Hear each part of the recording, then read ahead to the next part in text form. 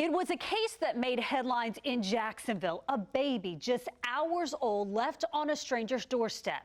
In 2021, Ania Smith, who now lives in California, spoke with First Coast News, desperate to find her birth parents. It was around 5:30 on a cold January morning in 1992 when a woman living at the Riviera Parkway Apartments in Riverside found a newborn on her doorstep and called 911. She was just a few hours old. Baby Jane Doe was the name police gave her. It's like an empty feeling that you feel.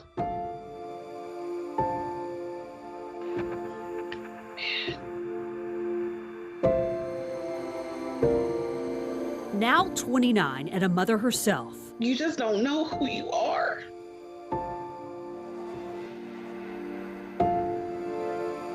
Ania Smith has so many questions for her birth mother. Why did you do that? So that would be my main question.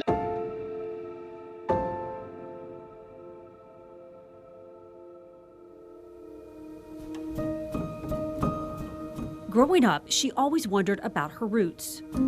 Do I have brothers and sisters, a huge family? Do they have family reunions every year? Things that I've never experienced, that's what started to pique my interest. For her high school graduation gift, her adoptive parents, Lorraine Smith and her husband, who started raising her when she was just a week old, but I loved her from the first moment I saw her, brought her back to Jacksonville to search for her biological mother. She was 18 years old. She'd been waiting to find her mother. So I would appreciate if they would just anything. They know a name, they know a cousin, a sister, anything that can help us bring closure to this particular situation. In the few days Ania will be here, she's searching for clues about her first day of life. First Coast News was with them when they went back to the apartment complex where Ania was abandoned and featured her story on television. That was 11 years ago, and still no answers. The email that I was using for contact, I lost access to that email. So it's always been in the back of my mind, like, what if I missed an email? What if I missed a contact? She recently got the results back from an ancestry DNA test. Another dead end. So hopeful that I was gonna open it and see mom, dad, sister, cousin, something. And when I didn't get that, I felt helpless, but something in me, it was like a fire in me that just told me, like, don't give up.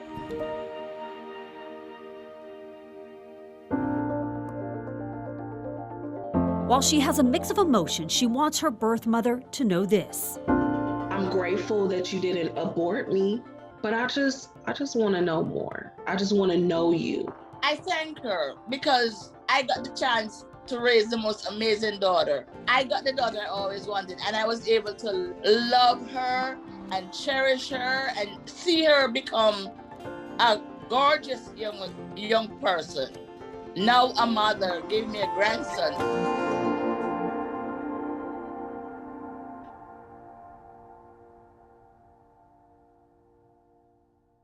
That story spread around the country, and we were flooded with emails and messages from people wanting to help Ania find her biological family.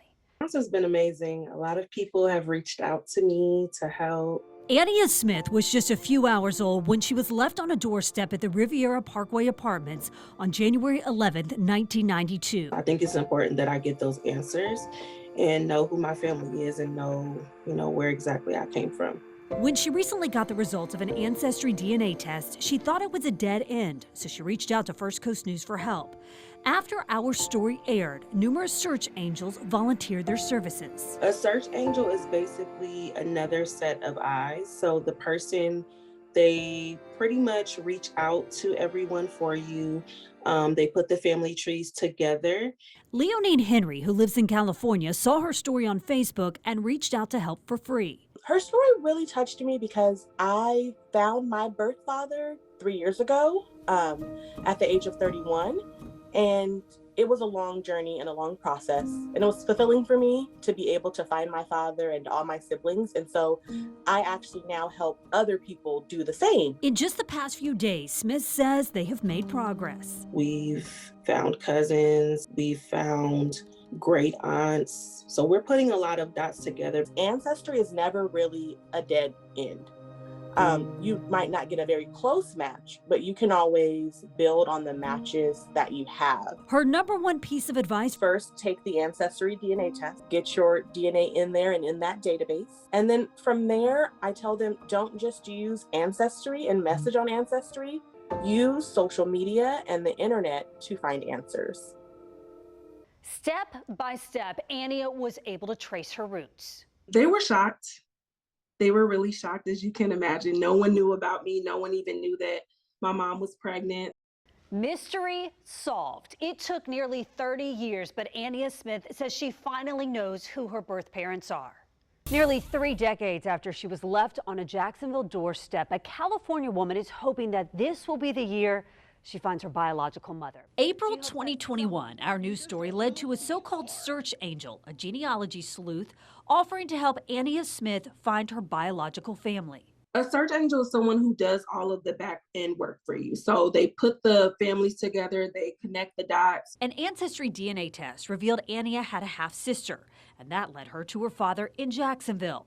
Their first phone call, she says, included an apology she had waited so long to hear. I appreciated that moment of just him telling me he was truly and deeply sorry and just explaining his mindset, his thought process in the time.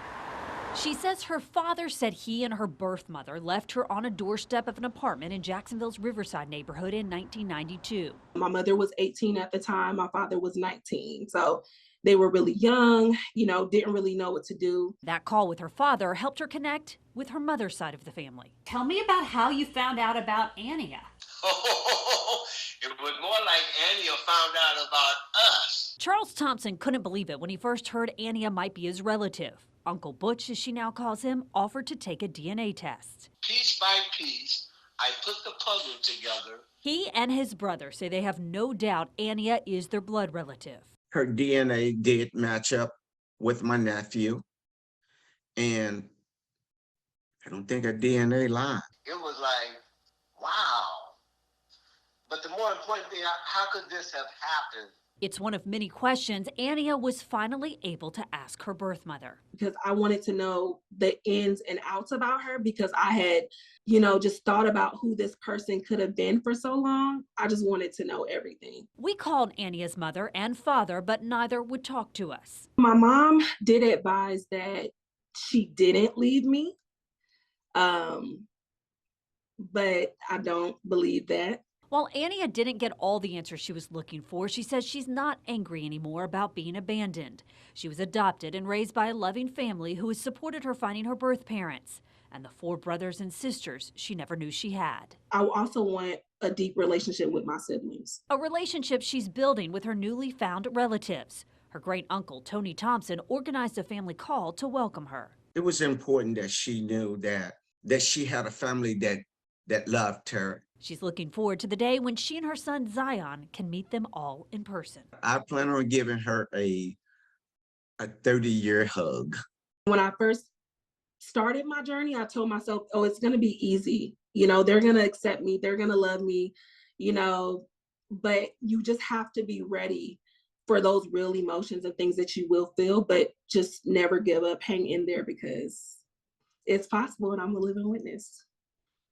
She plans to meet her relatives in person for a family reunion this spring. Determined to find her biological family, Ania Smith finally has answers. And she has an extended family who's welcomed her with open arms.